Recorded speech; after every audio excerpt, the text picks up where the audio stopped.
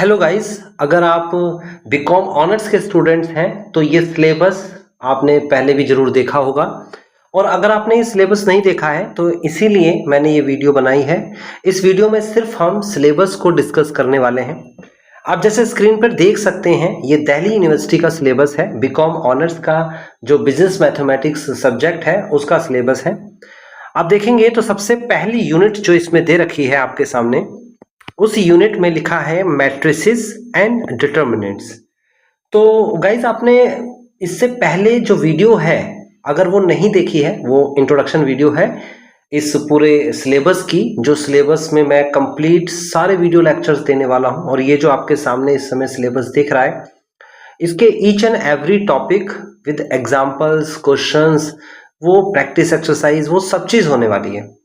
तो आपका काम सिर्फ इतना है कि थोड़ा पेशेंस रखिएगा और एक एक टॉपिक को डिटेल से समझिएगा। फिलहाल आज की इस वीडियो में सिर्फ और सिर्फ सिलेबस को डिस्कस किया जाएगा, क्योंकि ज्यादातर बच्चे ऐसे हैं जो सिलेबस नहीं जानते हैं।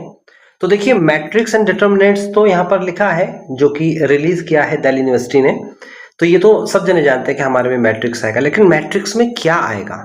तो यहाँ लिखा है ओवरव्यू ऑफ मैट्रिसेस, यानी कि मैट्रिसेस के बारे में जो बेसिक आपने 12th स्टैंडर्ड पे जाना है उसका यहाँ पर थोड़ा ओवरव्यू किया जाएगा, जो कि मैंने भी इस वीडियो के आगे लेक्चर्स जो होंगे जो प्लेलिस्ट में है। और अगर प्लेलिस्ट आप तक नहीं पहुंची है गाइज, तो आपको क्या करना है, आपको डिस्क्रिप्शन पे जाना है, वहां प्लेलिस्ट जरूर मिलेगी, आपको क्लिक करना है, सेव कर लेना है। अगर सेव कर लोगे तो आपको क्लियरली सब चीजें समझ में आएगी, कैसे आपको समझना होगा। तो एक एक वीडियो में मैंने ओवरव्यू बताना है आपको, इससे आगे की वीडियोस में आएगा वो। उसके बाद है solution of system of linear equations. ये आपने जरूर पढ़ा होगा 12th क्लास के अंदर, लेकिन 12th में आपने पढ़ा है सिर्फ मैट्रिक्स मेथड। कौन सा मेथड पढ़ा है? यहाँ मैट्रिक्स इन्वर्जन मेथड लिखा है। 12th में आपने मैट्रिक्स मेथड पढ़ा है। जो पुराने स्टूडेंट्स थे, जब कोर्स डिलीट नहीं हुआ था, अब तो रैशनलाइज कोर्स पढ़ते हैं आप, जो पुराने स्टूडेंट्स थे उन्होंने इसके साथ साथ क्रैमर रूल भी जरूर पढ़ा होगा। डिटर्मिनेंट मेथड कहते हैं, लेकिन आप तो अभी नए सिलेबस के स्टूडेंट हैं तो आपने क्रैमर रूल नहीं पढ़ा होगा। आसान है, लेकिन ये मैंने वीडियो में आपको बना के, प्रॉपर वीडियो बना के आपको ये समझाया है, तो आप इसे जरूर सीखिएगा। बहुत थोड़ा सा टॉपिक है, छोटा सा है टॉपिक। आपको क्या करना है, आपको सबसे पहले मैट्रिक्स मेथड सीखना है, उसकी प्रैक्टिस एक्सरसाइज करनी है, फिर क्रैमर रूल सीखना है। तो डायरेक्ट क्वेश्चन आ सकता है ऐसा भी, तो उसके लिए आप तैयार हैं। ओके, यहाँ पर आपको क्या लिखा है, एक यहाँ पर समझना होगा, क्योंकि ज्यादातर बच्चे जो है मिसगाइड हो जाते हैं कुछ बुक्स वगैरह में देख के। यहाँ लिखा है having a unique solution and involving not more than 3 variables. ये लाइन बहुत इंपॉर्टेंट है। देखना, ईच एंड एवरी पॉइंट जो है, जो सिलेबस में मेंशन होता है, उसको आप कंसीडर करेंगे। ऐसे नहीं कोई भी किताब उठा के और कोई भी बुक उठा के आप पढ़ लेंगे, चाहे पुराने सिलेबस का हो चाहे, ऐसा नहीं करना है। इसका क्या मतलब हुआ? इसका मतलब हुआ कि एक तो 3 वेरिएबल्स आपको पढ़ने हैं। हालांकि मैं जब पढ़ाऊंगा तो पहले 2 वेरिएबल्स का पढ़ाऊंगा, फिर 3 वेरिएबल्स का। 2 वेरिएबल का आसान है, आपने समझा भी होगा 2x2 की मैट्रिक्स, तो इसलिए मैं पढ़ाऊंगा जरूर। एक वीडियो है, देख लेना। 3 वेरिएबल का आपके में आएगा, ठीक है ना, उससे ज्यादा नहीं आएगा। नॉट मोर देन 3 वेरिएबल का मतलब हो गया कि 2 वेरिएबल भी आ सकता है और 3 वेरिएबल, उससे ज्यादा नहीं आएगा। और यूनिक सॉल्यूशन ही आएगा। और मैंने जो सॉल्यूशन है उसको बिल्कुल डिटेल करके बताया है, कौन कौन से सॉल्यूशंस होते हैं। मैनी सॉल्यूशन कौन सा होता है, यूनिक सॉल्यूशन कौन सा होता है, नो सॉल्यूशन कौन सा होता है। तो आपको यूनिक सॉल्यूशन पढ़ना होगा, वही मैंने भी कराए क्वेश्चंस। ये करने के बाद आपका सबसे पहला जो यूनिट है उसका एक बहुत बेसिक पार्ट फिनिश होता है। इसके बाद बेटा जो सबसे इंपॉर्टेंट है, इस बीकॉम ऑनर्स जो आपने लिया है, इसमें सबसे इंपॉर्टेंट जो टॉपिक है वो है लियोनटिफ इनपुट आउटपुट मॉडल। और इसमें भी सिर्फ ओपन मॉडल आएगा, लिखा है स्पेसिफिक, क्लोज मॉडल नहीं आएगा। मैं जरूर थ्योरिकल समझाऊंगा क्लोज मॉडल क्या था, लेकिन यहां पर ओपन मॉडल ही आएगा। तो इसका वीडियो लेक्चर भी आपको प्लेलिस्ट में मिलेगा, है ना। तो ये हम टॉपिक यूनिट 1 कर लेंगे। इसमें सबसे इंपॉर्टेंट, वेरी वेरी इंपॉर्टेंट क्या मिलेगा आपको, वेरी वेरी इंपॉर्टेंट मिलेगा लियोनटिफ इनपुट आउटपुट मॉडल। ये अच्छे से समझ लीजिएगा। ओके, उसके बाद आते हैं हम आगे। आगे है यूनिट 2। यूनिट 2 में कैलकुलस 1 के नाम से दिया है concept and rules of differentiation, जिसमें बेसिक डिफरेंशिएशन के रूल सिखाए जाएंगे। कोई ट्रिग्नोमेट्री नहीं, कोई इनवर्स ट्रिग्नोमेट्री नहीं, ये सब चीजें अब हट चुकी हैं। ये बिजनेस मैथमेटिक्स है, तो इसमें सिंपल बेसिक रूल है डिफरेंशिएशन के, मैंने जरूर एक वीडियो बनाया होगा इस पे, वो देखिएगा। उसके बाद फिर स्टार्ट करते हैं कॉन्सेप्ट ऑफ मार्जिनल एनालिसिस। ये नहीं पढ़ा आपने 12th में, ये सिर्फ एक छोटा सा क्वेश्चन था एक एनसीईआरटी में, मार्जिनल रेवेन्यू लिखा था, बस ये नाम ही पढ़ा होगा, कई बच्चे तो इसे ऐसे स्किप कर जाते हैं, एक ही क्वेश्चन था एनसीईआरटी में। लेकिन अब इसी कॉन्सेप्ट्स के ऊपर बहुत सारी चीजें आप डिफरेंशिएशन में सीखेंगे। उसके बाद मार्जिनल कॉस्ट सीखेंगे, कॉन्सेप्ट ऑफ इलास्टिसिटी सीखेंगे, demand and supply, elasticity of demand and elasticity of supply.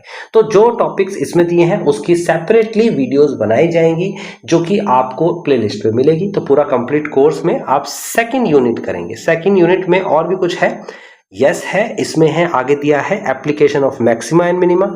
और याद रखना अब की बार मैक्सिमा मिनिमा वैसा नहीं होगा, जो बच्चे डरते रहते हैं कि मैक्सिमम मिनिमा तो बड़ा कठिन था, जो आपने 12th स्टैंडर्ड पे पढ़ा है बच्चों, वो 12th स्टैंडर्ड पे फिजिक्स से रिलेटेड कॉन्सेप्ट्स थे। यानी कि जब आपको बताया जाता था कि एक सर्कल है, उस सर्कल के अंदर एक कोन है, उस कोन में से आपको मैक्सिमम वॉल्यूम निकालना है, दिस इज फिजिक्स, ये नहीं करना है।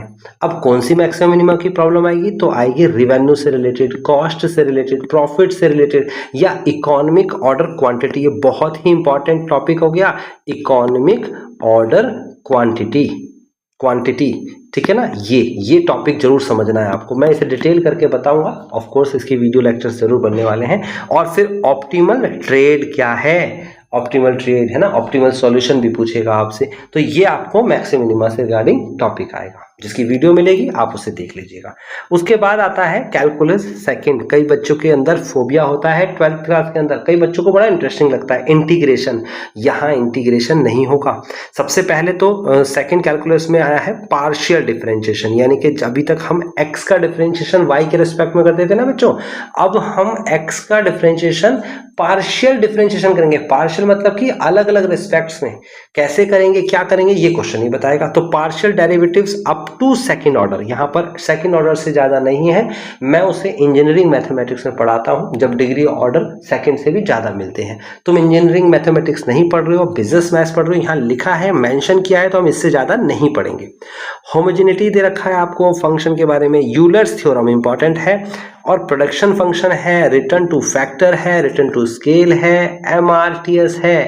एमआरटीएस मीन्स यहां पर है marginal rate of technical substitution, ये बहुत इंपॉर्टेंट टॉपिक है, एग्जाम में आएगा। और इलास्टिसिटी ऑफ सब्स्टिट्यूशन, ये बिल्कुल भी नहीं पढ़ा है आपने 12th में, ये मैं पढ़ाऊंगा, मेन टॉपिक है आपका।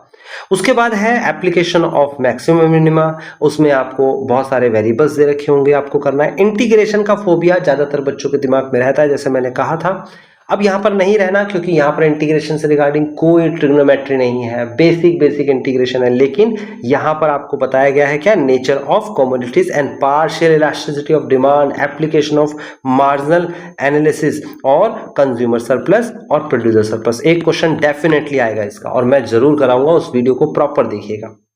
लास्ट जो आपको सेकंड लास्ट जो आपको दे रखा है यूनिट 4 में, ये दे रखा है mathematical of finance, mathematics of finance. और इसमें आपने स्टार्टिंग के टॉपिक जरूर पहले पढ़े होंगे, बट फिर भी रिवाइज करा दिए गए हैं।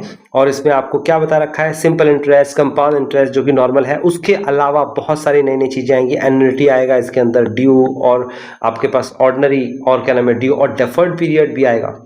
उसके बाद भी बहुत सारी चीजें हैं जो आप पढ़ोगे, जैसे कैपिटल एक्सपेंडिचर, लीजिंग वगैरह, ये छोटे छोटे टॉपिक्स हैं, ज्यादा बड़ा नहीं है, लेकिन ये आएंगे जरूर। तो नाम से मैं आपको करा दूंगा, इसके वीडियोस वगैरह बना दूंगा, लेकिन इतना इंपॉर्टेंट नहीं है, इंपॉर्टेंट एन्युटी वगैरह ही है इसमें। ओके, उसके बाद है लीनियर प्रोग्रामिंग। लीनियर प्रोग्रामिंग में आपके सामने क्या है, formulation and assumptions of LPP आएगा। सिंप्लेक्स मेथड, वेरी इंपॉर्टेंट भाई, ये सिंप्लेक्स मेथड तो ऐसा है कि आपको करके ही जाना है, एग्जाम में आएगा ही आएगा। ऑप्टिमल सोल्यूशन इसमें है, आप इसे अनबाउंडेड सोल्यूशन भी है ना। और ये सारी चीजें आपको पढ़ाई जाएंगी, प्रॉपर सिलेबस आपके सामने है। ये सिलेबस मैंने दिल्ली यूनिवर्सिटी की साइट जो है उसी से लिया हुआ है, ठीक है ना। तो इसके जितने पॉइंट्स हैं सब कवर किए जाएंगे। आपको क्या करना है, आपको इसी प्लेलिस्ट में, जिस प्लेलिस्ट को आपने डिस्क्रिप्शन पे देखा है, इस पर आपको क्लिक करके सेव कर लेना है। इसमें कुछ वीडियोस याद रखिएगा वो आपको फ्री में मिलेगी क्योंकि वो डेमो है अगर आप देखना चाहते हैं, और मैं चाहता हूं कि आज से ही आप ज्वाइन कर लीजिए इस चैनल को। यहाँ पर मैंने बहुत कम फीस रखी है, सिर्फ और सिर्फ 89 रुपीज़ पर मंथ में आपको कंप्लीट वो कोर्स मिल रहा है जो आप हज़ारों रुपए दोगे ना तब भी आपको प्रॉपर नहीं समझाया जाएगा। तो इसी के साथ ये इंट्रोडक्शन जो था सिलेबस का, जो आपको थोड़ा सा पॉजिटिव करेगा यहाँ पर, जिसको सिलेबस नहीं पता और जिसको पता भी है तो उसको भी समझ में आएगा कि हाँ हमें पॉइंट्स ऊपर ऊपर से हेडिंग से नहीं पढ़ना है। ज़्यादातर बच्चे हेडिंग पढ़ लेते हैं और सोचते हैं मैट्रिक्स डिटर्मिनेंट्स तो आता है, इसके अंदर जाना है और वो टॉपिक पढ़ने हैं। तो गाइज मिलते हैं नेक्स्ट वीडियो में।